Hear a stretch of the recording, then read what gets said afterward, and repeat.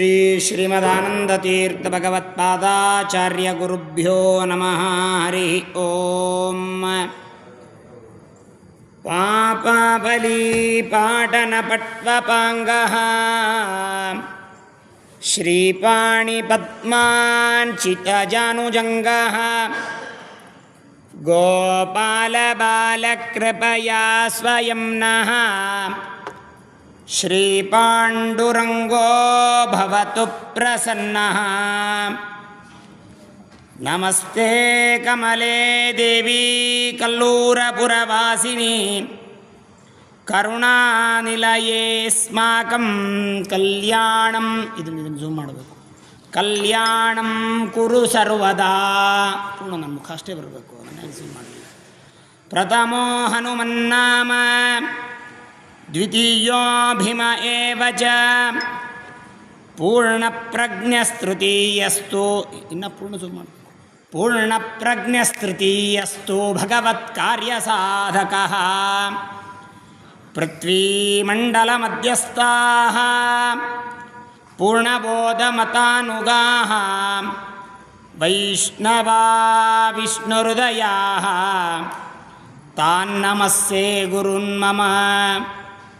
ವಿಘ್ನಧ್ವಾಂತನಿವಾರಣೇ ಕತರಣಿಃ ವಿಘ್ನಾಟವೀಪಾವಕಃ ವಿಘ್ನವ್ಯಾಕುಲಲೋಪಮರ್ದಗರುಡೋ. ವಿಘ್ನೇ zoom ಮಾಡು ಅಂತ ಹೇಳಿದ್ದು, ತೆಗಿ ಅಂತ ಹೇಳಿಲ್ಲ. ವಿಘ್ನೇಭ ಪಂಚಾನನಃ ವಿಘ್ನೋತ್ತುಂಗಗಿರಿಪ್ರಭೇದನ ಪವಿಃ ವಿಘ್ನಾಬ್ಧಿ ಕುಂಭೋದ್ಭವಃ ವಿಘ್ನಾಗೌಗ ಗಣಪ್ರಚಂಡ. ಇನ್ನೊಂಚೂರು ಝೂಮ್ ಮಾಡು. ವಿಘ್ನಾಗೌಗ ಗಣಪ್ರಚಂಡ ಪವನಃ ಪಾಯಾತ್ ಪ್ರಸಾದೋ ಗುರೋಃ. ಶ್ರೀ ಗುರುಭ್ಯೋ ನಮಃ. ಪರಮಗುರುಭ್ಯೋ ನಮಃ. ಶ್ರೀಮದಾನಂದತೀರ್ಥ ಭಗವತ್ಪಾದಾಚಾರ್ಯ ಗುರುಭ್ಯೋ ನಮಃ. ಹರಿ ಓಂ. ಹರಿ ಓಂ. ಹರಿ ಓಂ.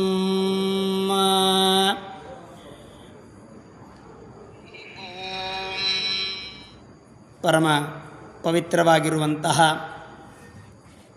ಮಾರ್ಗಶೀರ್ಷ ಮಾಸ.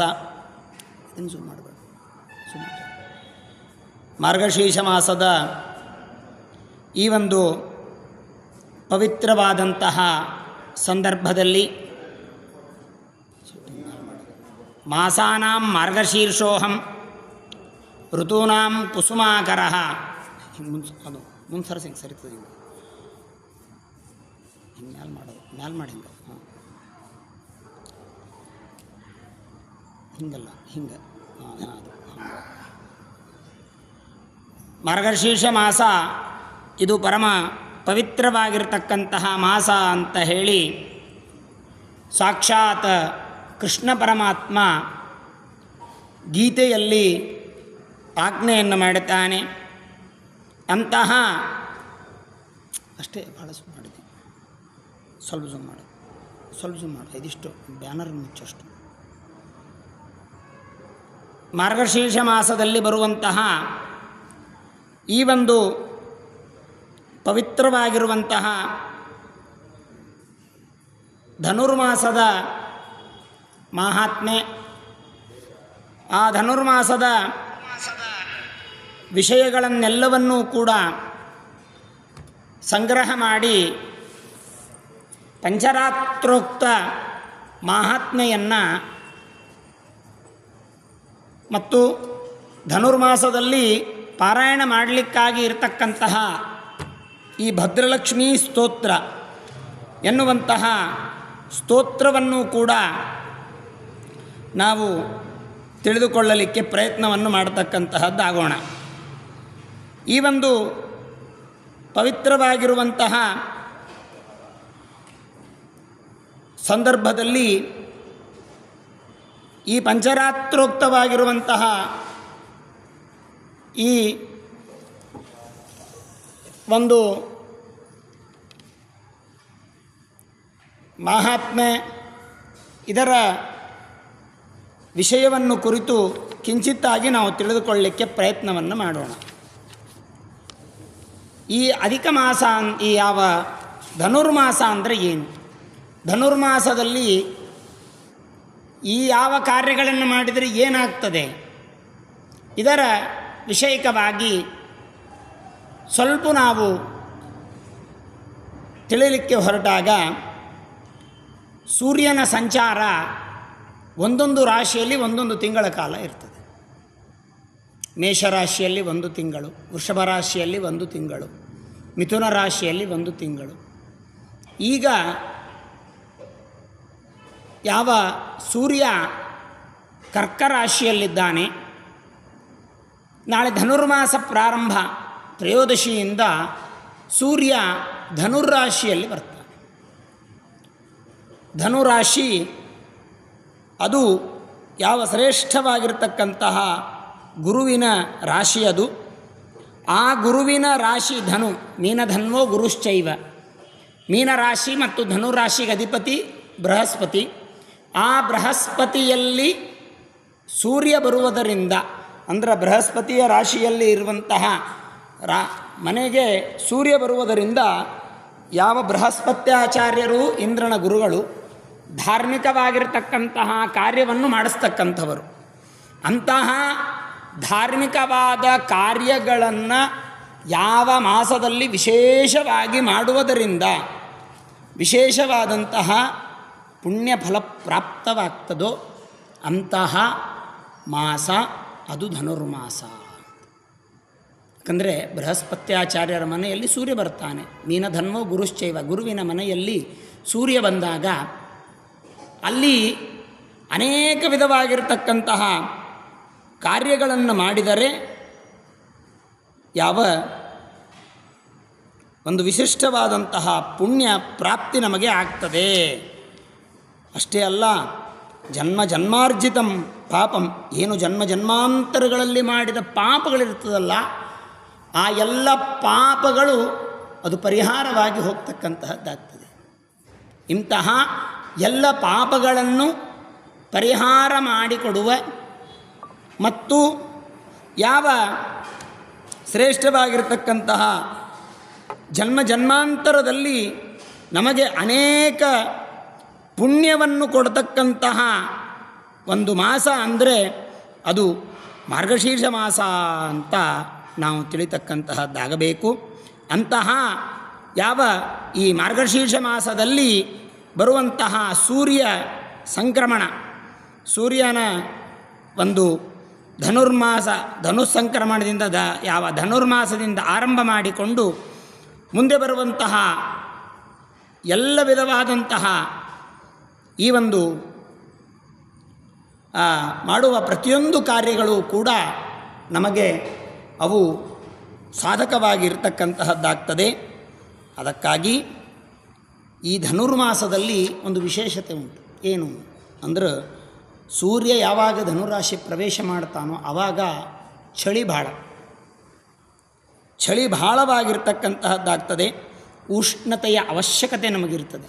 ಬಹಳ ಥಂಡಿ ಅನುಭವಿಸ್ತಾ ಇದ್ದೇವೆ. ಧನುರ್ಮಾಸ ಬಂದಿಲ್ಲ, ಧನುರ್ಮಾಸ ಮಾಡೋವರಿಗೆ, ಧನುರ್ಮಾಸದ ಪೂಜೆ, ಧನುರ್ಮಾಸದ ನಿಯಮ ಇಟ್ಟುಕೊಂಡವರಿಗಂತೂ ಅದರ ಬಗ್ಗೆ ಕಲ್ಪನೆ ಪ್ರತಿ ವರ್ಷ ಇರ್ತದೆ. ನಾವು ಮನೆಯಲ್ಲಿದ್ದಾಗ ಮಾಡ್ತೀವೋ ಇಲ್ಲೋ ಗೊತ್ತಿಲ್ಲ, ಆದರೆ ಮಠಮಂದಿರಗಳ ಪೂಜೆಯಲ್ಲಿ ಇರತಕ್ಕಂಥವರಿಗೆ ಮಾತ್ರ ಧನುರ್ಮಾಸದ ಕಲ್ಪನೆ ಅವರಿಗೆ ಇದ್ದೇ ಇರ್ತದೆ. ಧನುರ್ಮಾಸ ಒಂದು ವಿಶಿಷ್ಟವಾಗಿರ್ತಕ್ಕಂತಹ ಒಂದು ವಿಶೇಷತೆಯನ್ನು ನಮಗೆ ತಂದುಕೊಡ್ತದೆ. ಆವಾಗ ಥಂಡಿ ಇರ್ತದೆ, ಆವಾಗ ಜಠರಾಗ್ನಿ ತೀವ್ರವಾಗಿರ್ತಕ್ಕಂತಹದ್ದಾಗ್ತದೆ. ಆ ಸಂದರ್ಭದಲ್ಲಿ ನಮಗೆ ಯಾವ ರೀತಿಯಾದ ಆಹಾರ ಬೇಕು, ಆ ಆಹಾರವನ್ನು ದಾನ ಮಾಡುವಂತಹದ್ದು, ಸ್ವೀಕಾರ ಮಾಡುವಂತಹದ್ದು, ಇದನ್ನೆಲ್ಲವನ್ನೂ ಕೂಡ ನಾವು ಮಾಡುವುದರಿಂದ ನಮಗೆ ಧನುರ್ಮಾಸದ ಒಂದು ವಿಶೇಷತೆ ನಮಗೆ ಅರ್ಥ ಆಗ್ತದೆ. ಈ ಧನುರ್ಮಾಸದ ಮಹಿಮೆ ಯಾರು ಯಾರಿಗೆ ತಿಳಿಸಿದ್ದಾರೆ, ಯಾಕೆ ಇದನ್ನು ತಿಳಿದುಕೊಳ್ಬೇಕು, ಇದರಲ್ಲಿ ಏನು ಮಾಡಬೇಕು? ಯಾಕೆಂದರೆ ನಮ್ಮದೆಲ್ಲ ಹೇಗಿರ್ತದೆ ಅಂದರೆ, ಮಾಸ ಮುಗಿಯುವಾಗ ಅದರ ಬಗ್ಗೆ ತಿಳಿದುಕೊಂಡು ಮುಗಿಸ್ತಾ ಇರ್ತೇವೆ. ಆದರೆ ಧನುರ್ಮಾಸ ಇನ್ನೂ ಬರಲಿಕ್ಕೆ ಸ್ವಲ್ಪ ದಿವಸಗಳಿದೆ. ಅದಕ್ಕೆ ಧನುರ್ಮಾಸದಲ್ಲಿ ಮಾಡಬೇಕಾದ ಕಾರ್ಯವನ್ನು ಈಗೇ ತಿಳಿಸಿಬಿಟ್ರೆ ಧನುರ್ಮಾಸ ಪ್ರಾರಂಭದಿಂದ ಮಾಡಲಿಕ್ಕೆ ಅನುಕೂಲ ಆಗ್ತದೆ ಅಂತ ಹೇಳಿ ಈ ಒಂದು ಪ್ರವಚನ ಮಾಲಿಕೆಯನ್ನು ಆಯೋಜನೆ ಮಾಡಿಕೊಳ್ಳಲಾಗಿದೆ. ಪಂಚರಾತ್ರಾಗಮದಲ್ಲಿ ಪಂಚರಾತ್ರ ಅಂತ ಪರಮಾತ್ಮನಿಂದ ರಚಿತವಾಗಿರತಕ್ಕಂತಹದ್ದು ಪಂಚರಾತ್ರಾಗಮ ಅಂತ ಕರೀತಾರೆ. ಅಲ್ಲಿ ಈ ಪಂಚರಾತ್ರಾಗಮದಲ್ಲಿ ಸಾಕ್ಷಾತ್ ಬ್ರಹ್ಮದೇವರು ಮತ್ತು ಹಂಸನಾಮಕ ಪರಮಾತ್ಮನ ಸಂವಾದ ರೂಪದಲ್ಲಿ ಈ ಒಂದು ಧನುರ್ಮಾಸ ಮಹಾತ್ಮೆ ಬರುತ್ತೆ. ಧನುರ್ಮಾಸ ಮಹಾತ್ಮೆ ಇದು ಪಂಚರಾತ್ರಾಗಮೋಕ್ತವಾಗಿರತಕ್ಕಂತಹದ್ದು, ಪಂಚರಾತ್ರದಲ್ಲಿ ಹೇಳಲ್ಪಡ್ತಕ್ಕಂತಹದ್ದು. ಸಾಕ್ಷಾತ್ ಹಂಸನಾಮಕ ಪರಮಾತ್ಮ ಏನು ಈ ಸನ್ಯಾಸಿಗಳ ಪೀಠವನ್ನು ನಾವು ನೋಡ್ತೇವೆ. ಪರಮಾತ್ಮ ಹಂಸನಾಮಕ ಪರಮಾತ್ಮನ ಅವಿಚ್ಛಿನ್ನ ಪರಂಪರೆ ಅಂತ ನಾವು ಏನು ಹೇಳ್ತೀವಲ್ಲ, ಹಂಸನಾಮಕನಾಗಿ ಮೊದಲಿಗೆ ಈ ಒಂದು ಸನ್ಯಾಸಿಗಳ ಪೀಠ ಅದನ್ನು ಪ್ರಾರಂಭ ಮಾಡಿದ ಪರಮಾತ್ಮನ ಒಂದು ರೂಪ. ಬ್ರಹ್ಮದೇವರಿಗೆ ಕೇಳಿದ ಪ್ರಶ್ನೆಗಳಿಗೆ ಹಂಸರೂಪದಿಂದ ಭಗವಂತ ಉತ್ತರ ಕೊಟ್ಟಿದ್ದಾನೆ. ಅದಕ್ಕಾಗಿ ಈ ಒಂದು ಹಂಸನಾಮಕ ಪರಮಾತ್ಮನಿಂದ ಪ್ರಶ್ನೋತ್ತರ ಬ್ರಹ್ಮದೇವರ ಪ್ರಶ್ನೆ ಉತ್ತರಗಳಿಂದ ಕೂಡಿದ ಈ ಒಂದು ಪುರಾಣವೇ ಧನುರ್ಮಾಸ ಮಹಾತ್ಮೆ. ಮತ್ತು ಈ ಧನುರ್ಮಾಸ ಮಹಾತ್ಮೆಯನ್ನು ಸೂತ ಶೌನಕರ ಸಂವಾದ ರೂಪದಲ್ಲಿ ನಾವು ಕೇಳಬಹುದು. ಮೊದಲಿಗೆ ಇದಕ್ಕೆ ಇರೋದೇ 4 ಅಧ್ಯಾಯ, ಬಹಳ ಇಲ್ಲ. ಇದು 4 ಅಧ್ಯಾಯಗಳು ಮಾತ್ರ ಇದರಲ್ಲಿ ಇರತಕ್ಕಂತಹದ್ದು. ಭಾಳ ಚಿಕ್ಕದಾಗಿರತಕ್ಕಂತಹ ಒಂದು ಮಹಾತ್ಮೆ. ಒಂದೆರಡು ರಾಜನ ಕಥೆಗಳು ಮತ್ತು ವಿಧಾನಗಳು, ಹೇಗೆ ಇರಬೇಕು, ಹೇಗೆ ಮಾಡಬೇಕು, ಅದನ್ನೆಲ್ಲವನ್ನು ಕೂಡ ತಿಳಿಸಿ ಹೇಳಿರುವಂತಹ ಒಂದು ವಿಚಾರ. ಅದನ್ನು ಸ್ವಲ್ಪ ಮಟ್ಟಿಗೆ ನಾವು ವಿಸ್ತಾರ ಮಾಡಿ ಅದನ್ನು ಶ್ಲೋಕಾರ್ಥವನ್ನು ತಿಳಿಯಲಿಕ್ಕೆ ಪ್ರಯತ್ನ ಮಾಡೋಣ. ಶೌನಕ ಉವಾಚ. ಸುತಸೂತ ಮಹಾಭಾಗ ಸರ್ವಶಾಸ್ತ್ರ ವಿಶಾರದ ಪುರಾಣಮಖಿಲಂ ವೇತ್ತಿ ಪಾರಾಶರ್ಯ ಪ್ರಸಾದತಃ.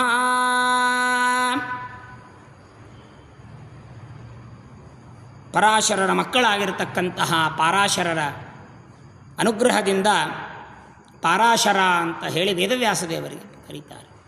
ಪಾರಾಶರ್ಯ ಪ್ರಸಾದತಃ, ವೇದವ್ಯಾಸದೇವರ ಅನುಗ್ರಹದಿಂದ ಸರ್ವಶಾಸ್ತ್ರ ವಿಶಾರದ ಹೇ ಸೂತ ಮಹಾಭಾಗ ಅಖಿಲಂ ಪುರಾಣಂ ವೇತ್ತಿ,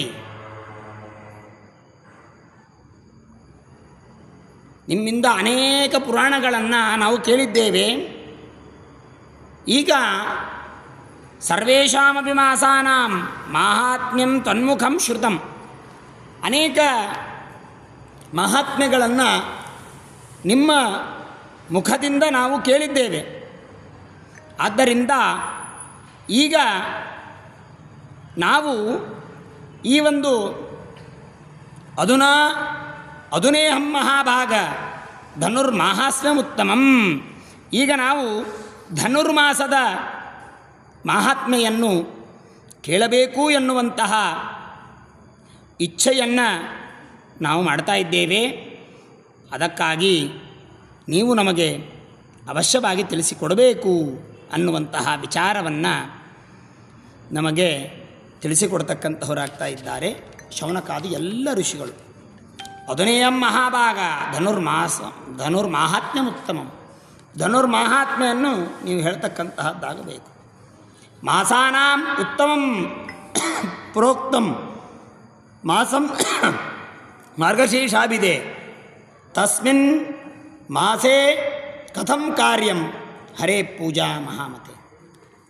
ಆಗ ಅವ್ರು ಕೇಳ್ತಾರೆ, ಮಾಸಾನಾಂ ಉತ್ತಮಂ ಮಾಸಂ, ಎಲ್ಲ ಮಾಸಗಳಲ್ಲಿ ಉತ್ತಮವಾಗಿರತಕ್ಕಂತಹ ಮಾಸ ಅದು ಮಾರ್ಗಶೀರ್ಷ ಮಾಸ ಅಂತ. ಯಾಕೆ ಅಂದರೆ ಕೃಷ್ಣ ಪರಮಾತ್ಮ ಭಗವದ್ಗೀತೆಯಲ್ಲಿ ಹೇಳ್ತಾನೆ, ಮಾಸಾನಾಂ ಮಾರ್ಗಶೀರ್ಷೋಹಂ ಋತೂನಾಂ ಕುಸುಮಾಕರ. ಎಲ್ಲ ಮಾಸಗಳಲ್ಲಿ ನಾನು ಮಾರ್ಗಶೀರ್ಷ ಮಾಸನಾಗಿದ್ದೇನೆ ಅಂತ ಹೇಳ್ತಾನೆ. ಯಾಕೆ? ಮಾರ್ಗಶೀರ್ಷ ಮಾಸ ಎಲ್ಲೇ ಭಗವದ್ಗೀತೆಯ ಜನ್ಮವಾಗಿರತಕ್ಕಂತಹದ್ದು, ಭಗವದ್ಗೀತೆಯ ಉಪದೇಶವಾಗಿರತಕ್ಕಂತಹದ್ದು, ಭಗವದ್ಗೀತೆಯ ಒಂದು ವಿಶೇಷತೆ ಬಂದಿರುವಂತಹದ್ದು ಮಾರ್ಗಶೀರ್ಷ ಮಾಸ ಶುಕ್ಲ ಪಕ್ಷದ ಏಕಾದಶಿ ಗೀತಾ ಜಯಂತಿ ಅಂತ ಅವತ್ತು ನಾವು ಹೇಳ್ತೇವೆ. ಭಗವಂತನ ರೂಪಗಳಲ್ಲಿ ಎರಡು ವಿಶೇಷತೆ, ಒಂದು ರಾಮ, ಒಂದು ಕೃಷ್ಣ ಅಂತ. ಜಗತ್ತಿನಲ್ಲಿ ಒಂದು ನಿಯಮ ಉಂಟು, ರಾಮ ನಡೆದಂತೆ ನಡಿ, ಕೃಷ್ಣ ನುಡಿದಂತೆ ನಡಿ ಅಂತ. ರಾಮ ಮರ್ಯಾದಾ ಪುರುಷೋತ್ತಮ, ಪಿತೃವಾಕ್ಯ ಪರಿಪಾಲಕ, ಅನಾಥ ರಕ್ಷಕ ಅನ್ನುವಂತಹ ಏನು ವಿಚಾರಗಳಿದೆ ಅದರಂತೆ ರಾಮ ನಡೆದಂತೆ ನಡಿ. ಇನ್ನು ಕೃಷ್ಣ ನುಡಿದಂತೆ ನಡಿ. ಕೃಷ್ಣ ನುಡಿದಿದ್ದೇನು? ಗೀತೆ. ಕೃಷ್ಣ ನುಡಿದಿದ್ದು ಭಗವದ್ಗೀತೆ. ಬರೇ ಕೃಷ್ಣ ಅಲ್ಲ, ಇಲ್ಲಿ ಯಾದವ ಕೃಷ್ಣ ಮತ್ತು ಯಾವ ಶ್ರೇಷ್ಠವಾಗಿರತಕ್ಕಂತಹ ಕೃಷ್ಣ ಅಂದರೆ ವೇದವ್ಯಾಸದೇವರು ಆಗ್ತಾರೆ. ಅಂತಹ ವೇದವ್ಯಾಸದೇವರು ಯಾವ ಪುರಾಣಾದಿಗಳನ್ನು ರಚನೆ ಮಾಡಿ, ಪಂಚರಾತ್ರಾಗಮಾದಿಗಳನ್ನೆಲ್ಲವನ್ನೂ ಕೂಡ ರಚನೆ ಮಾಡಿ ನಮಗೆ ಕೊಟ್ಟಿದ್ದಾರೋ, ಅವರು ಯಾವ ರೀತಿಯಾಗಿ ನುಡಿದಿದ್ದಾರೋ ಅದರಂತೆ ನಮ್ಮ ಜೀವನದಲ್ಲಿ ನಾವು ನಡೆಯಬೇಕು ಅನ್ನುವಂತಹ ದೃಷ್ಟಿಯಿಂದ ಮಾರ್ಗಶೀರ್ಷ ಮಾಸ ಇದು ಅತ್ಯಂತ ಶ್ರೇಷ್ಠವಾಗಿರತಕ್ಕಂತಹ ಮಾಸ. ಮಾಸಾನಾಂ ಉತ್ತಮಂ ಮಾಸಂ ಮಾಸೇ ಮಾರ್ಗಶೀರ್ಷಾಭಿದೆ ತಸ್ಮಿನ್ ಮಾಸೇ ಕಥಂ ಕಾರ್ಯಂ ಹರೇ ಪೂಜಾ ಮಹಾಮತೆ. ಪರಮಾತ್ಮನ ಪೂಜೆ, ಹರಿನಾಮಕನಾಗಿರತಕ್ಕಂತಹ ಪರಮಾತ್ಮ ಹರಿ ಎನ್ನುವಂತಹ ಶಬ್ದವನ್ನು ಹೇಳುತ್ತಾರೆ. ಏನು ಅಂದ್ರೆ ನಮ್ಮ ಪಾಪಗಳನ್ನು ಹರತೆ, ಎಲ್ಲ ಪಾಪಗಳನ್ನು ಹರಣ ಮಾಡ್ತಾನೆ, ಆದ್ದರಿಂದ ಅವನಿಗೆ ಹರಿ. ಹರಿ ಅನ್ನೋ ಶಬ್ದಕ್ಕೆ ಬಹಳ ಅರ್ಥಗಳುಂಟು. ಹರಿ ಅಂದರೆ ವಾಯುದೇವರು ಆಗ್ತಾರೆ. ಹರಿ ಅಂದರೆ ಕಪಿ ಅಂತ ಅರ್ಥ. ಕಪಿ ಅಂದರೆ ಯಾರು? ಹರಿ, ಅದರ ವಾಯುದೇವರು. ಅಂತಹ ವಾಯುದೇವರ ಅಂತರ್ಯಾಮಿಯಾದ ಭಗವಂತ ಅಂತ ಅರ್ಥ ಮಾಡಿಕೊಳ್ಬೇಕು. ಹರೇ ಪೂಜಾ ಮಹಾಮತೆ ಅಂತಹದ್ದು. ಕೈ ಕೈ ದ್ರವ್ಯೈ ಪೂಜನೀಯೋ ಮಾಧವೋದನುರಾಗಮೇ ಏತದ್ವೇದಿತಮಿಚ್ಛಾಮಿ ವಕ್ತುಮರ್ಹಸ್ಯ ಶೇಷತಃ. ಆಗ ಅಲ್ಲಿ ಶವನಕಾದೃಷಿಗಳು ಕೇಳ್ತಾ ಇದ್ದಾರೆ, ಕೈ ಕೈ ದ್ರವ್ಯೈ ಪೂಜನೀಯ.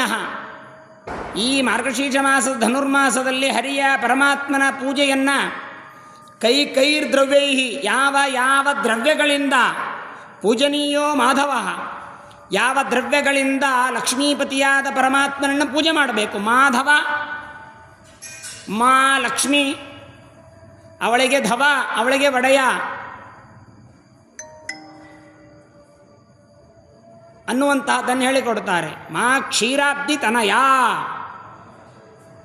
ಮಾ ಅನ್ನುವಂತಹದ್ದು ಕಮಲಾ ಮುಕುಂದ ಮಹಿಷಿ ಅಂತ ಹೇಳ್ತಾರೆ. ಲಕ್ಷ್ಮೀದೇವಿಗೆ ಒಡೆಯನಾದ ಪರಮಾತ್ಮನ ಪೂಜೆಯನೀಯೋ, ಪೂಜನೀಯ ಪೂಜೆಯನ್ನು ಮಾಡಬೇಕು. ಅಂತಹದ್ದು ಧನುರಾಗಮೇ, ಅಂತಹ ಧನುರ್ಮಾಸದಲ್ಲಿ ನಾವು ಏತದ್ವೇದಿತುಮಿಚ್ಛಾಮಿ, ಇದನ್ನೆಲ್ಲ ತಿಳಿದುಕೊಳ್ಬೇಕು ಅಂತ ಇಚ್ಛೆ ಇದೆ ನಮಗೆ. ಯಾಕಂದರೆ ಯಾವ ಯಾವ ಕಾರ್ಯಗಳಲ್ಲಿ, ಯಾವ ಯಾವ ಮಾಸಗಳಲ್ಲಿ ಯಾವ ಯಾವುದನ್ನು ಮಾಡಬೇಕೋ ಅದನ್ನು ತಿಳಿದುಕೊಳ್ಳಬೇಕು, ಅದನ್ನು ನಾವು ಇಚ್ಛೆ ಮಾಡಬೇಕು ಅನ್ನುವಂತಹದ್ದು ನಮಗಾಗಿದೆ. ಆದ್ದರಿಂದ ನಮಗೆ ದಯವಿಟ್ಟು ತಿಳಿಸಿಕೊಡಬೇಕು ಅನ್ನುವಂತಹ ವಿಷಯವನ್ನು ಅಲ್ಲಿ ತಿಳಿಸ್ತಾ ಇದ್ದಾರೆ. ಆಗ ಸೂತಾಚಾರ್ಯರು ಹೇಳ್ತಾ ಇದ್ದಾರೆ, ಸೂತ ಪುರಾಣಿಕರು, ಇದು ನೈಮಿಷಾರಣ್ಯದಲ್ಲಿ ನಡೆದ ಮಹಾಜ್ಞಾನ ಸತ್ರ. ಸೂತ ಪುರಾಣಿಕರು ಹೇಳಬೇಕು, ಶೌನಕಾದಿಗಳು ಕೇಳಬೇಕು. ಸೂತಾಚಾರ್ಯರನ್ನು ಪುರಾಣಗಳ ಒಂದು ಸಾಧನ ಮಾಡುವುದಕ್ಕಾಗಿ, ಎಲ್ಲ ಪುರಾಣಗಳನ್ನು ಉಪದೇಶ ಮಾಡುವುದಕ್ಕಾಗಿಯೇ ವೇದವ್ಯಾಸದೇವರು ಅವರಿಗೆ ಆಜ್ಞೆಯನ್ನು ಮಾಡಿರ್ತಾರೆ. ಅದೇ ರೀತಿಯಾಗಿ ಅವರು ಮಾಡ್ತಾ ಹೋಗ್ತಾರೆ. ಅಲ್ಲಿ ತಾವು ಹೇಳ್ತಾ ಇದ್ದಾರೆ, ಅಹೋಧನ್ಯಂ ಅಹೋಧನ್ಯ ಜಾತೋ ಅದ್ಯ ತ್ವಯಾಧುನ ಯತೋ ಅದ್ಯ ಹರೇರ್ಧರ್ಮಾನ್ ಶ್ರೋತ್ತುಂ ಪೃಷ್ಟೋ ತ್ವಯಾಧುನ.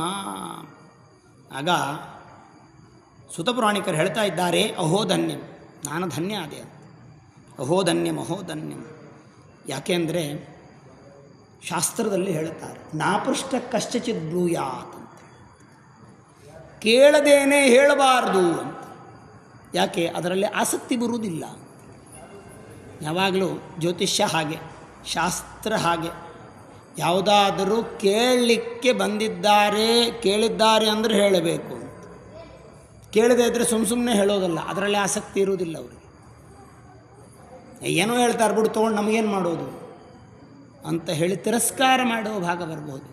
ಅದಕ್ಕಾಗಿ ಸೂತ ಪುರಾಣಿಕರನ್ನು ಕುರಿತು ಶೌನಕಾದಿ ಋಷಿಗಳ ಪ್ರಶ್ನೆ ಮಾಡ್ತಾರೆ, ಹಿಂದೆಲ್ಲ ಮಹಾತ್ಮೆಗಳನ್ನು ಹೇಳಿದ್ದೀರಾ ಸ್ವಾಮಿ, ಅನೇಕ ವಿಷಯಗಳನ್ನು ತಿಳಿಸಿದ್ದೀರಾ, ಈಗ ಮಾತ್ರ ನಮಗೆ ಇದನ್ನು ತಿಳಿಸಿಕೊಡ್ತಕ್ಕಂತಹದ್ದಾಗಬೇಕು. ಇದಾನೀಂ ಶ್ರೋತುಮಿಚ್ಛಾಮಿ, ಈಗ ನಾನು ಇದನ್ನು ಕೇಳಲಿಕ್ಕೆ ಇಚ್ಛೆ ಮಾಡ್ತೇನೆ. ನಾವೆಲ್ಲರೂ ಕೇಳಲಿಕ್ಕೆ ಇಚ್ಛೆ ಮಾಡ್ತಾ ಇದ್ದೇವೆ, ಅವಶ್ಯವಾಗಿ ನೀವು ಹೇಳಬೇಕು ಅಂದರೆ ಅವಶ್ಯವಾಗಿ ಹೇಳ್ತೇನೆ. ನೀವು ಕೇಳಿದ್ದಕ್ಕಾಗಿ ಹೇಳುವ ಭಾಗ್ಯ ನನಗೆ ಸಿಕ್ತು. ಅಹೋ ಭಾಗ್ಯಂ, ಕೇಳಿದ್ದಕ್ಕಾಗಿ ಹೇಳುವ ಭಾಗ್ಯ ನನಗೆ ಸಿಕ್ಕಿದೆ. ಅದಕ್ಕಾಗಿ ಅದ್ಯ ತ್ವಯಾಧುನ, ನಿಮ್ಮಿಂದ ಅಧುನಾ ಕೇಳಿದ್ದಕ್ಕಾಗಿ ಯಥೋಹಂ ಹರೇರ್ಧನ್ಮಾನ್, ಯಾವ ರೀತಿಯಾಗಿ ಪರಮಾತ್ಮನ ಪೂಜೆಯನ್ನು ಮಾಡುವ ಧನುರ್ಮಾಸದ ಏನೇನು ಧರ್ಮಗಳಿದೆ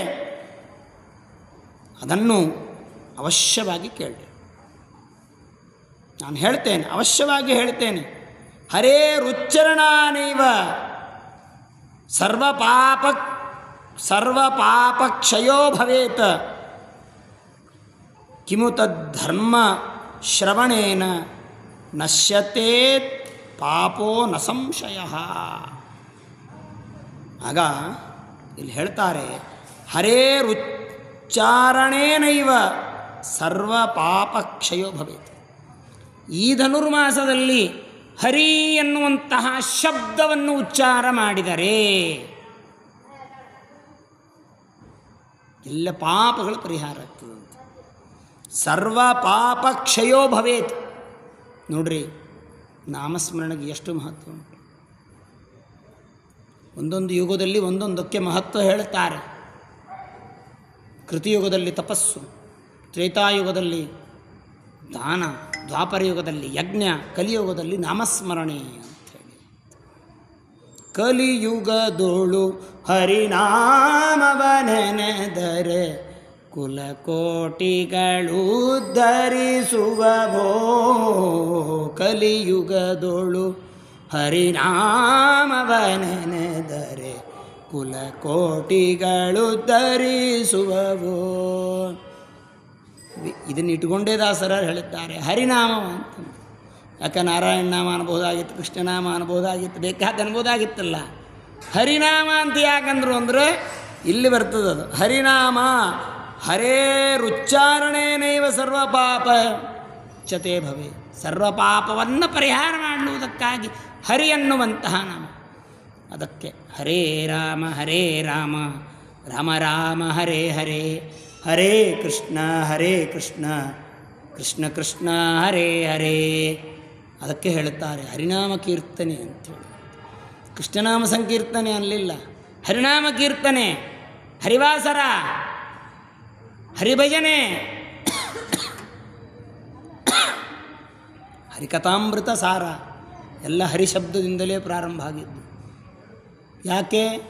ಎಲ್ಲ ಪಾಪಗಳನ್ನು ಪರಿಹಾರ ಮಾಡ್ತಾನೆ ಭಗವಂತ. ಅಂತಹ ಭಗವಂತನ ಕಿಮು ತದ್ಧರ್ಮ ಶ್ರವಣೇನ ನಶ್ಯತಿ ಪಾಪೋ ನ ಸಂಶಯ. ಅವಾಗ ಹೇಳ್ತಾರೆ, ಬರೇ ನಾಮಸ್ಮರಣೆ ಮಾಡುವುದರಿಂದಲೇ ಪಾಪ ಪರಿಹಾರ ಆಗೇ ಆಗ್ತದೆ, ಅದರಲ್ಲಿ ವಿಚಾರ ಇಲ್ಲ. ಇನ್ನು ಆ ಮಾಸದಲ್ಲಿ ಹೇಳಿದ ಧರ್ಮಗಳನ್ನು ಶ್ರವಣ ಮಾಡುವುದರಿಂದ ನಶ್ಯತಿ ಪಾಪೋ ನ ಸಂಶಯ, ಮೂಲದಿಂದ ಸಹಿತವಾಗಿ ಪಾಪಗಳೆಲ್ಲ ಕಿತ್ತಿ ಹೋಗ್ತವಂತೆ. ಅದರಲ್ಲಿ ಏನೂ ಸಂಶಯ ಮಾಡಬೇಡ್ರಿ. ಸಂಶಯವನ್ನು ಮಾಡುವ ಅವಶ್ಯಕತೆಯೇ ಇಲ್ಲ. ನಾತ್ರ ಸಂಶಯ ವಿಚಾರಣ, ಸಂಶಯ ಮಾಡುವ ಅವಶ್ಯಕತೆಯೇ ಇಲ್ಲ. ಎಲ್ಲ ಪಾಪಗಳು ಕಿತ್ತಿ ಹೋಗ್ತಕ್ಕಂತಹದ್ದಾಗ್ತದೆ ಅನ್ನುವಂತಹದ್ದನ್ನು ಅಲ್ಲಿ ನಮಗೆ ತಿಳಿಸಿಕೊಡ್ತಕ್ಕಂಥವರಾಗ್ತಾ ಇದ್ದಾರೆ. ಕಿಮು ತದ್ಧರ್ಮೇಣ ಕಿಮು ತದ್ಧರ್ಮಶ್ರವಣೇನ ನಶ್ಯತಿ ಪಾಪೋ ನ ಸಂಶಯ. ಪಾಪ ನಾಶವಾಗಿ ಹೋಗ್ತಕ್ಕಂತಹದ್ದಾಗ್ತದೆ. ತಸ್ಮಾತ್ ತದಾ ನೃಭಿಕ್ ಕಾರ್ಯ ತತ್ಸೇವಾ ಪುರುಷೈಸ್ತದಾ ಚಾಪ್ಯಸ್ತೆ ಚ ಯದಾ ದಾನು ಸ್ನಾತುಂ ಗಚ್ಚತ್ತ ಸರ್ವಂ ನರಃ. ಅದಕ್ಕೆ ಹೇಳ್ತಾರೆ, ಯಾವ ಮಾನವನಿಂದ ನೃಭಿಹಿ ಕಾರ್ಯ, ಈ ಒಂದು ಧನುರ್ಮಾಸದಲ್ಲಿ ಬರೇ ನಾಮಸ್ಮರಣೆ, ಶ್ರವಣ, ದೇವರ ನಾಮಸ್ಮರಣ ಕಾರ್ಯಗಳು ಅಂತ ಕೇಳಿದ್ರೇ ಪಾಪಗಳು ಹೋಗ್ತಾ ಬಂದ ಮೇಲೆ ಧನುರ್ಮಾಸವನ್ನು ಆಚರಣೆ ಮಾಡಿದರೆ ಏನಾಗ್ತದೆ? ನಮ್ಮ ಹತ್ತಿರಕ್ಕೆ ಬರುವುದಿಲ್ಲಂತೆ. ಆದ್ದರಿಂದ ಸದಾಕಾಲದಲ್ಲಿ ಹರಿಯ ಸೇವಾರೂಪವಾಗಿ ಕಾರ್ಯವನ್ನು, ತತ್ಸೇವಾ ಕಾರ್ಯ ಪರಮಾತ್ಮನ ಸೇವೆ ಅಂತ ಹೇಳಿ ಎಲ್ಲ ಕಾರ್ಯವನ್ನು ಮಾಡಬೇಕು.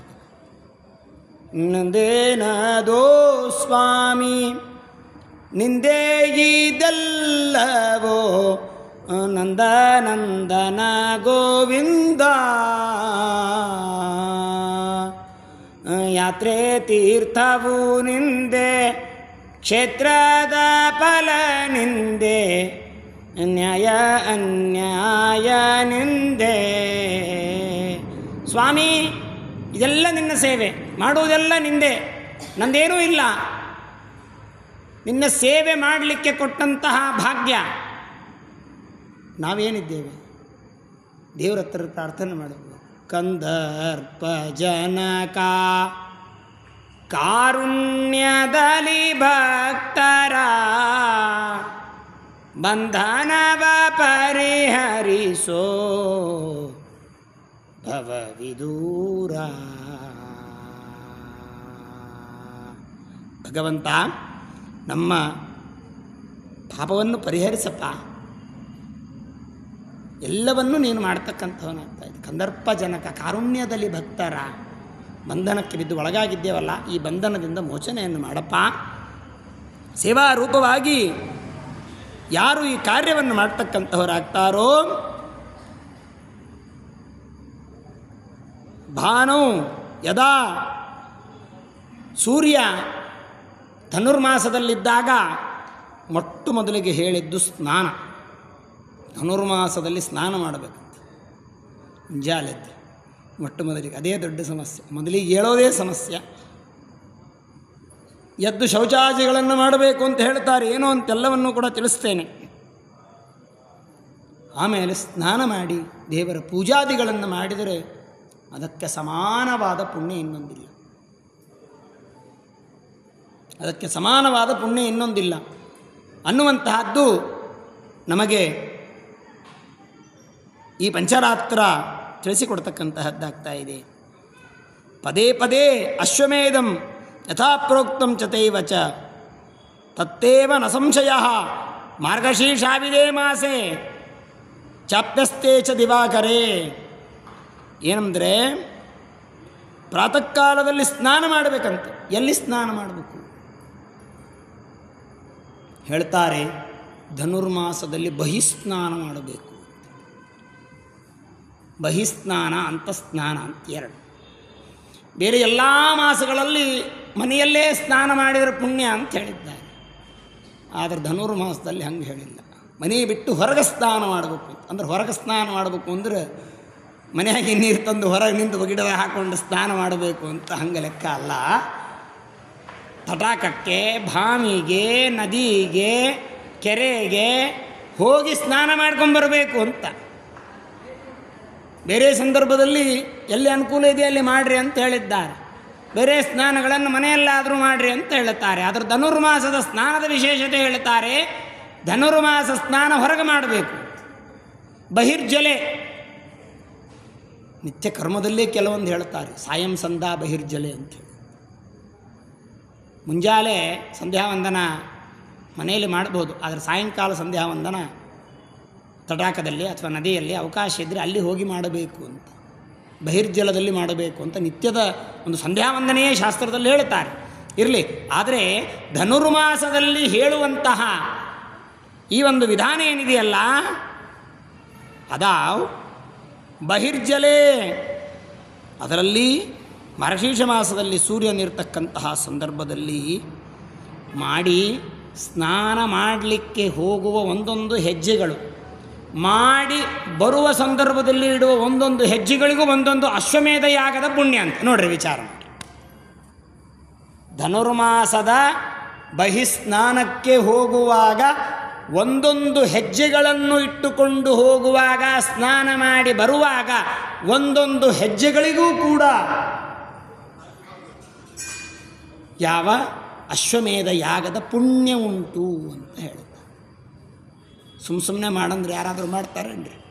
ರೋಚನಾರ್ಥಂ ಫಲಶ್ರುತಿ. ಏನಾದರೂ ಹೆಂಗಂದ್ರೆ ಏನೂ ಕಾರಣ ಇಲ್ಲಾರ್ದೆ ಮಾಡು ಅಂದರೆ ಪ್ರಯೋಜನ ಮನುದ್ದಿಶ್ಯ ನವಂದೋಪಿ ಪ್ರವರ್ತತೆ ಅಂತ.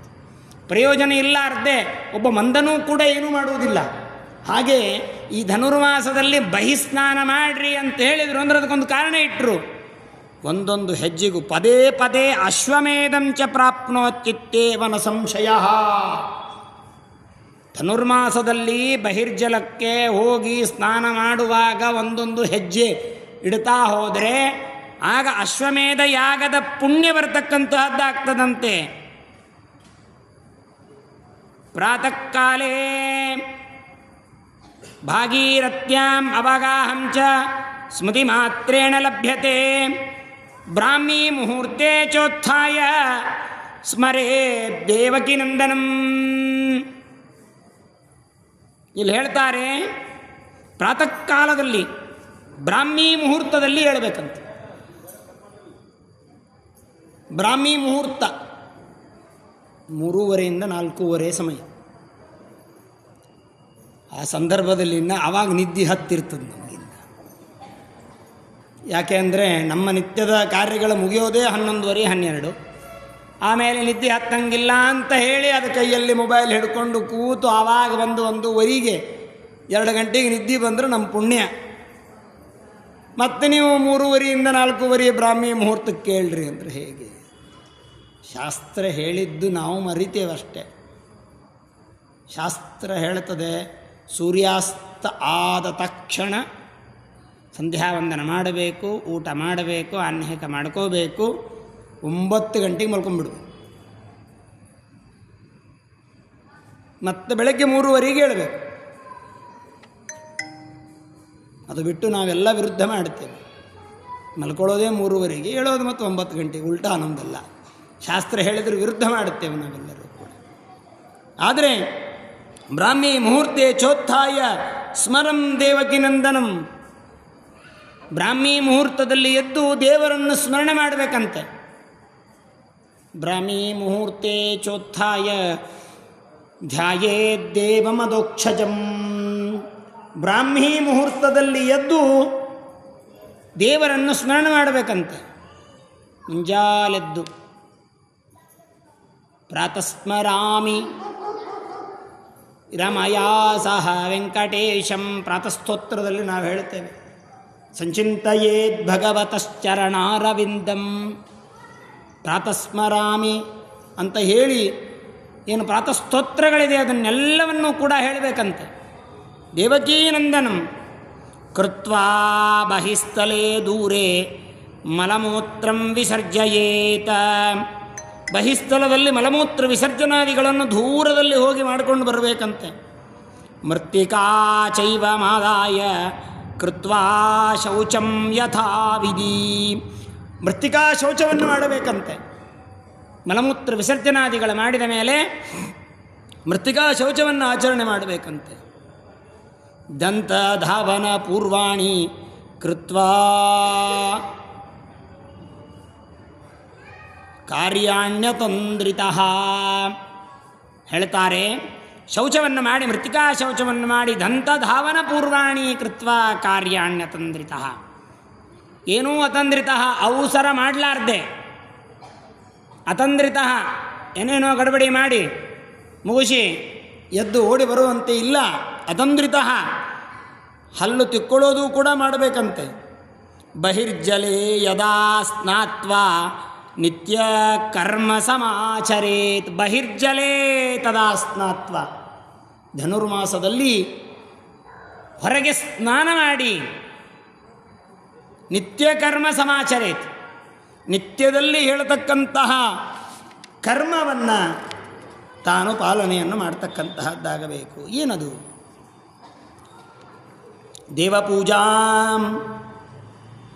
ದೇವಪೂಜಾ ತಥಾ ಕಾರ್ಯ ಗಂಧಪುಷ್ಪಾಕ್ಷತಸ್ತತೈವ ಚ ನೈವೇದ್ಯಂಚ ಪ್ರದಾತವ್ಯಂ ಮುಗ್ಧ ಮಿಶ್ರಿತ ತೋದನಂ. ಮುಗ್ಧ ಮಿಶ್ರಿತ ಓದನಂ ಹೇಳ್ತಾರಲ್ಲಿ, ದೇವರ ಪೂಜೆ ಮಾಡಬೇಕು. ಗಂಧ ಪುಷ್ಪಾಕ್ಷತೆಗಳಿಂದ ದೇವರನ್ನು ಪೂಜೆ ಮಾಡಬೇಕು. ನೈವೇದ್ಯಂ ಪ್ರದಾತವ್ಯಂ, ದೇವರಿಗೆ ನೈವೇದ್ಯ ಮಾಡಬೇಕು. ಏನು ಮಾಡಬೇಕು? ಮುಗ್ಧಾನ್ನವನ್ನು ನೈವೇದ್ಯ ಮಾಡಬೇಕು. ನವನೀತಂಚ ಅರ್ಪಯಿತ್ವಾ ಮಾಶಾನ್ಯಷ್ಟೇನ ವಾಚಕಂ ಸೂರ್ಯೇಣ ಪೈಶಾತ್ ತಸ್ತ್ವಾ ಸರ್ವೋಪಸ್ಕರ ಸಂಯುತಂ ನಖಾಂಡಸ್ತಥಾ ಭಕ್ಷಾನ್ ಲೇಹಾನ್ ಪೇಹಾನ್ ತಥೈವ ಚ ದಧಿಕಂಡಂ ಪ್ರದಾತವ್ಯಂ ಫಲಾನಿ ವಿವಿಧಾನಿ ಚ. ಏನೇನು ನೈವೇದ್ಯ ಮಾಡಬೇಕು ಅಂತ ಹೇಳ್ತಾರೆ. ಏನೇನು ನೈವೇದ್ಯ ಮಾಡಬೇಕು? ಎಲ್ಲ ಶಾಸ್ತ್ರಸಮ್ಮತವಾಗಿ ಇರತಕ್ಕಂತಹದ್ದು ದೇವರಿಗೆ ನಿವೇದನ ಮಾಡಬೇಕು. ಇದು ಬರೀ ಶಾಸ್ತ್ರಸಮ್ಮತ ಅಂತ ಅಷ್ಟೇ ನಾವು ತಿಳಿದುಕೊಳ್ಳುವಂತಹದ್ದಲ್ಲ. ಈ ಕಾಲಕ್ಕೆ, ಈ ಮಾಸಕ್ಕೆ, ಈ ಪ್ರಾಕೃತಿಕವಾಗಿರತಕ್ಕಂತಹ ಏನು ಒಂದು ಪರಿಸರಕ್ಕೆ ಹೊಂದುವ ಪದಾರ್ಥಗಳ್ರಿ ಇವೆಲ್ಲ. ಚಾತುರ್ಮಾಸ್ಯದಲ್ಲಿ ಶಾಖವೃತ, ದಧಿವೃತ, ಕ್ಷೀರವೃತ, ದ್ವಿದಲವೃತ ಅಂತ ಹೇಳಿ ಆಯಾ ಸಂದರ್ಭದಲ್ಲಿ ಅವುಗಳಿಗೆ ಒಂದೊಂದು ಮಹತ್ವವನ್ನು ಕೊಟ್ಟು, ಅವುಗಳಲ್ಲಿ ಹುಳ ಇರ್ತಾವಪ್ಪ, ಮಳೆ ಬರ್ತಾ ಇರ್ತದೆ, ಮೊದಲನೇ ತಿಂಗಳು ಕಾಯಿಪಲ್ಯಗಳಲ್ಲಿ ಹುಳ ಆಗಿರ್ತಾವೆ, ಅದಕ್ಕಾಗಿ ಅದನ್ನು ತಿನ್ನಬಾರದು ಅನ್ನುವಂತಹದ್ದು ಈ ಶಾಖವೃತಾದಿಗಳಲ್ಲೆಲ್ಲ ತಿಳಿಸಿಕೊಟ್ಟಂತೆ, ಈಗ ಥಂಡಿ ಇರ್ತದೆ, ಥಂಡಿ ಹೋಗುವುದಕ್ಕಾಗಿ ಬಿಸಿ ಬಿಸಿ ಪದಾರ್ಥಗಳು ಯಾವುದು ದೇಹಕ್ಕೆ ಉಷ್ಣತೆಯನ್ನು ತಂದುಕೊಡ್ತದೋ,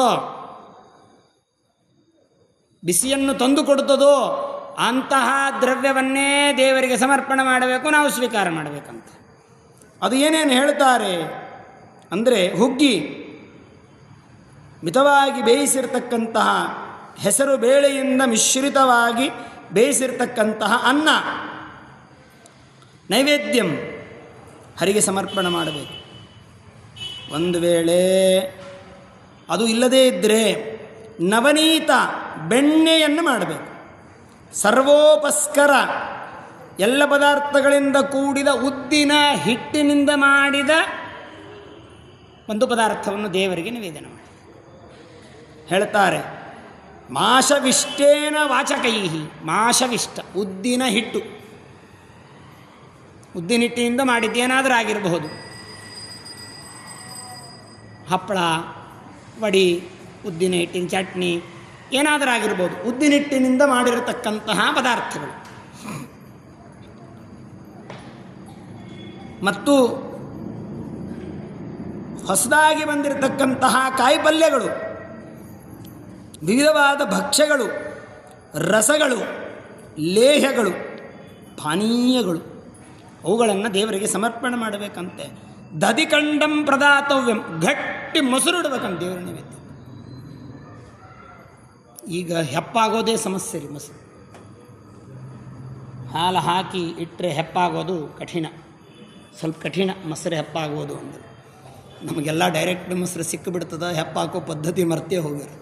ಈಗಿನವ್ರಿಗೆ ಮಾತ್ರ ಗುರ್ತದ ಹಾಲು ಕಾಯಿಸಿ ಹೆಪ್ಪಾಕೋದು ಅಂಥೇಳಿ ಅಂತ. ಮುಂದಿನ ಪೀಳಿಗೆಗೆ ಹಾಲಿನಿಂದ ಮೊಸರು ಮಾಡೋದು ಅಂದರೆ ಹೇಗೆ ಅಂತ ಕೇಳ್ತಾರೆ.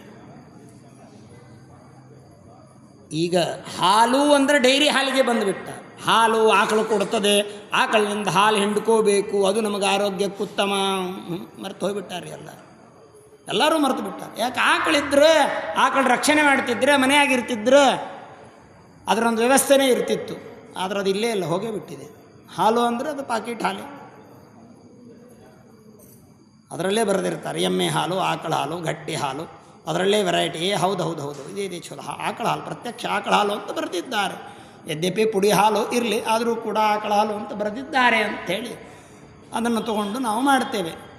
ಇರಲಿ, ಆದರೆ ಅದನ್ನು ನಮಗಿಲ್ಲಿ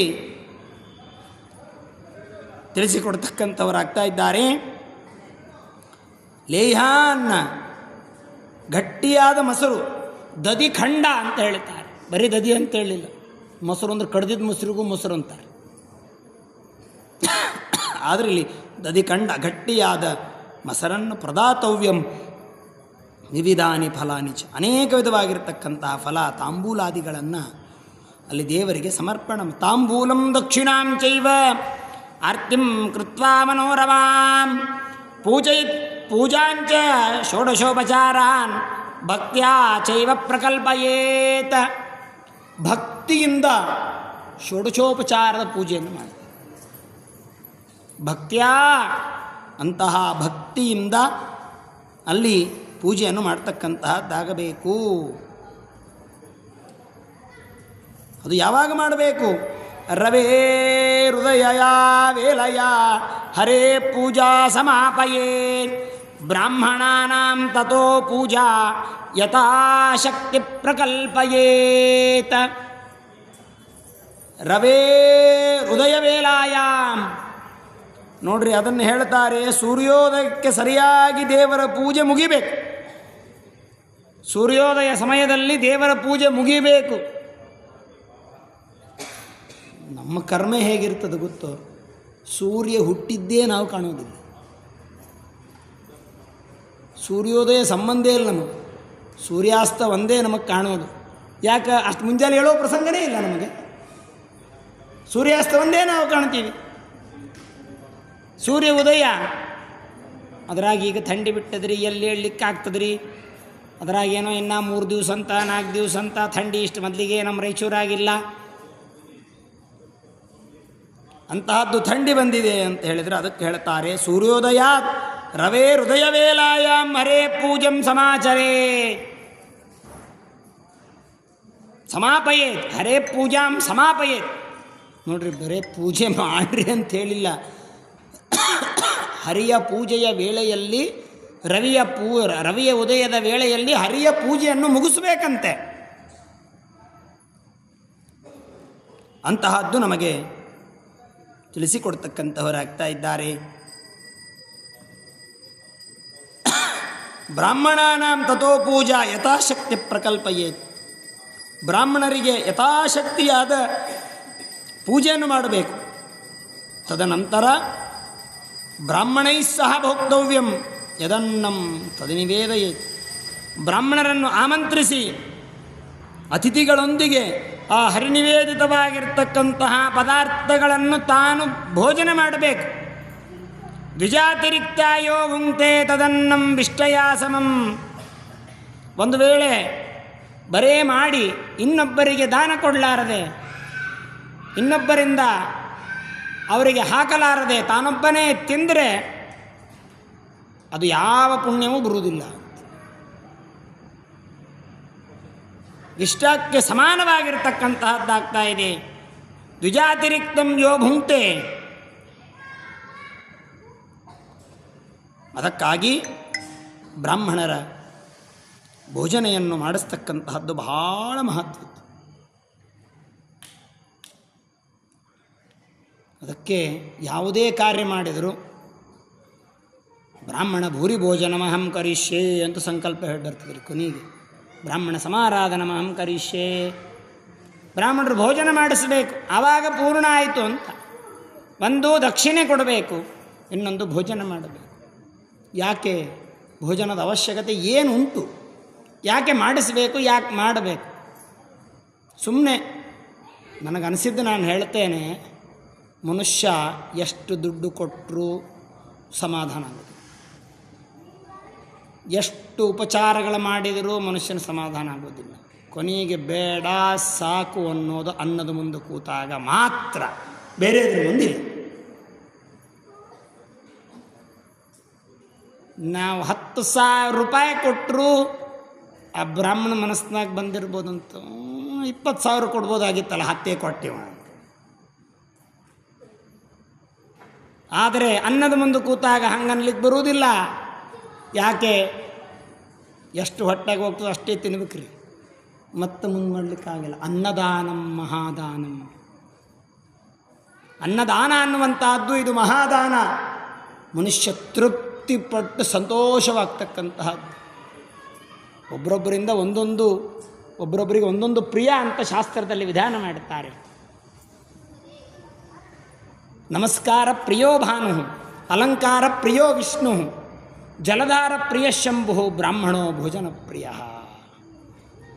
ಅಲ್ಲಿ ಎರಡು ಅನ್ವಯ. ಭೋ ಬ್ರಾಹ್ಮಣ ತ್ವಂ ಜನಪ್ರಿಯ ಅಂತ ಅನ್ವಯ ಮಾಡಿಕೊಳ್ಬೇಕು. ಭೋ ಬ್ರಾಹ್ಮಣ, ಹೇ ಬ್ರಾಹ್ಮಣ ನೀನು ಜನಪ್ರಿಯ ಅಂತ ಅರ್ಥ. ಇನ್ನೊಂದು ಭೋಜನ ಪ್ರಿಯ.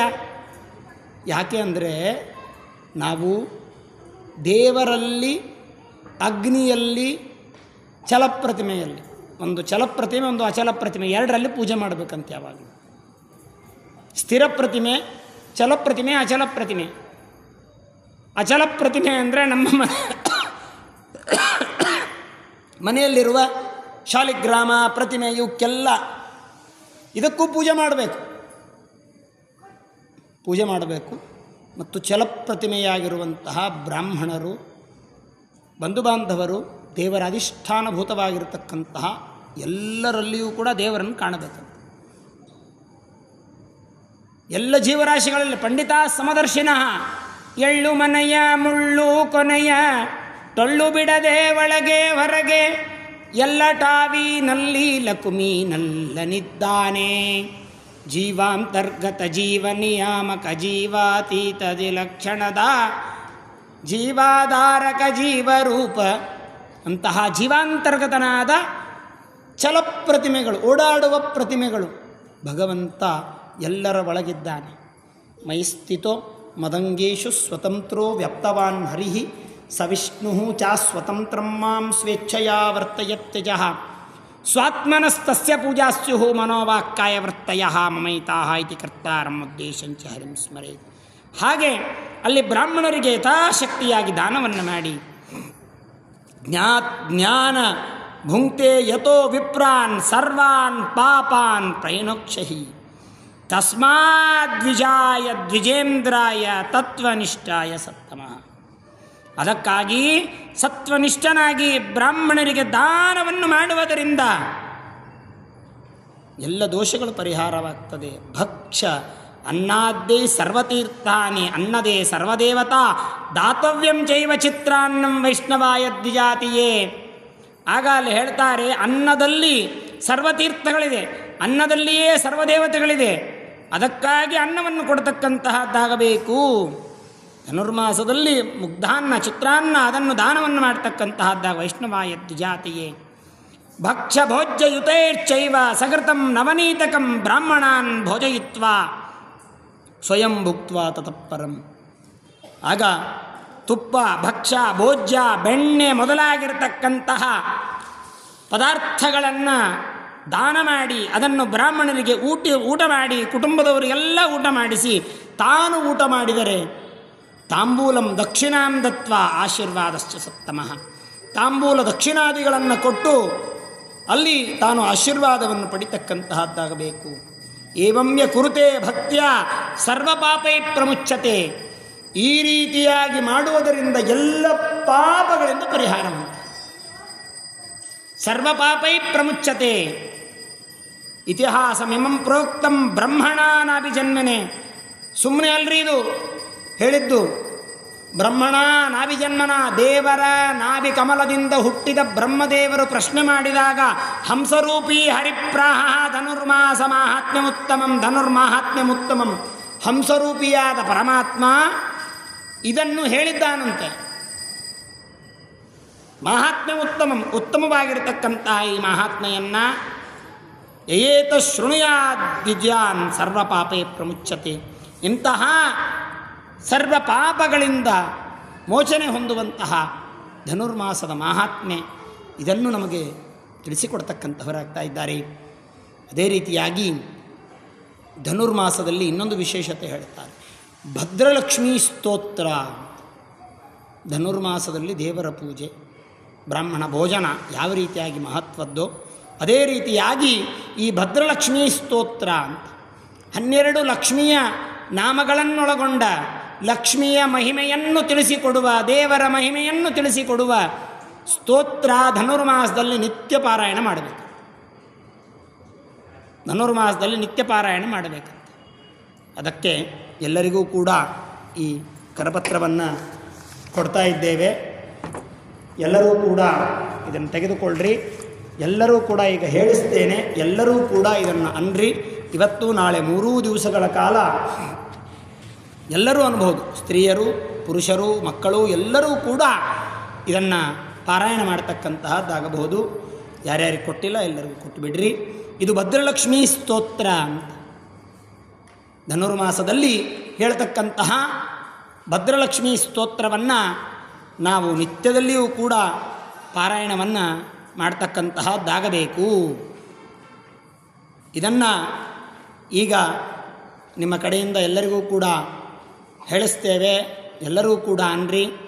ಅದನ್ನು ಪತ್ರಿಕೆಯನ್ನು ತೆಗೆದುಕೊಂಡು ಹೋಗ್ರಿ. ಮತ್ತೆ ನಾಳೆ ಬರುವಾಗ ತೆಗೆದುಕೊಂಡು ಬರ್ರಿ. ಇವತ್ತು ನಾಳೆ ನಾಡಿದ್ದು 3 ದಿವಸ ಅನಿಸೋಣ. ಅಂದರೆ ಧನುರ್ಮಾಸದಲ್ಲಿ ಅನ್ಲಿಕ್ಕೆ ನಿಮಗೆ ಅನುಕೂಲ ಆಗ್ತದೆ. ಎಲ್ಲರೂ ಕೂಡ ಮನೆಯಲ್ಲಿ ಮುಂಜಾನೆ ಸಾಯಂಕಾಲ ಧನುರ್ಮಾಸದಲ್ಲಿ ಪಾರಾಯಣ ಮಾಡಿದರೆ ವಿಶೇಷವಾಗಿ ಲಕ್ಷ್ಮಿಯ ಅನುಗ್ರಹ ಆಗ್ತದೆ ಅನ್ನುವಂತಹದ್ದು ಧನುರ್ಮಾಸದ ಮಹಾತ್ಮೆಯಲ್ಲೇ ವಿಶೇಷವಾಗಿ ತಿಳಿಸಿ ಬರ್ತಾ ಇದೆ. ಆದ್ದರಿಂದ ಈ ಭದ್ರಲಕ್ಷ್ಮೀ ಸ್ತೋತ್ರವನ್ನು ಎಲ್ಲರೂ ಕೂಡ ನಾವು ಪಾರಾಯಣವನ್ನು ಮಾಡೋಣ. ಶ್ರೀದೇವಿ ಪ್ರಥಮಂ ನಾಮ ದ್ವಿತೀಯಂ ಅಮೃತೋದ್ಭವ ತೃತೀಯಂ ಕಮಲಾ ಪ್ರೋಕ್ತ ಚತುರ್ಥಂ ಲೋಕಸುಂದರಿ ಪಂಚಮಂ ವಿಷ್ಣುಪತ್ನೀತಿ ಷಷ್ಠಂ ಶ್ರೀವೈಷ್ಣವೀತಿ ಚ ಸಪ್ತಮಂ ತು ವರಾರೋಹ ಅಷ್ಟಮಂ ಹರಿವಲ್ಲಭ ನವಮಂ ಶಾಂಗಿಣೀ ಪ್ರೋಕ್ತ ದಶಮಂ ದೇವದೇವಿಕಾ ದಶಮಂ ದೇವದೇವಿಕಾ ಏಕಾದಶಂ ಮಹಾಲಕ್ಷ್ಮೀ ದ್ವಾದಶಂ ಲೋಕಸುಂದರಿ ಶ್ರೀಪದ್ಮಾ ಕಮಲಾ ಮುಕುಂದ ಮಹಿಷಿ ಲಕ್ಷ್ಮೀ ತ್ರಿಲೋಕೇಶ್ವರಿ ಮಾ ಕ್ಷೀರಾಬ್ಧಿ ಸುತಾ ಅರವಿಂದ ಜನನೀ ವಿದ್ಯಾ ಸರೋಜಾತ್ಮಿಕಾ ಸರ್ವಾಭೀಷ್ಟಫಲಪ್ರದೇತಿ ಸತತಂ ನಾಮಾನಿ ಯೇ ದ್ವಾದಶ ಪ್ರಾತಃ ಶುದ್ಧಿತರಾ ಪಠಂತಿ ಸತತಂ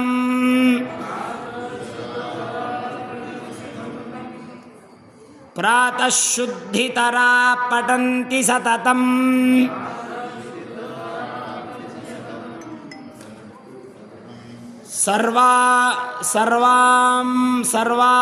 ಸರ್ವಾಲಂಬಂತಿ ಶುಭಾಂ ಸರ್ವಾನ್ ಲಭಂತೆ ಶುಭಾನ್ ಭದ್ರಲಕ್ಷ್ಮೀ ಸ್ತವಂ ನಿತ್ಯಂ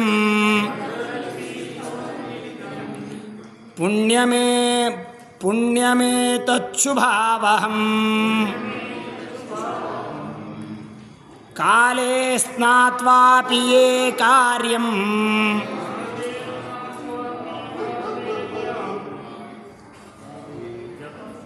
ಜಪಂ ಶ್ರೀವೃಕ್ಷಸನ್ನಿಧೌ